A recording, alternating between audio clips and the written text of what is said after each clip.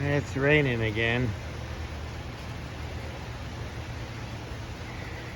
It's like a year and a half straight.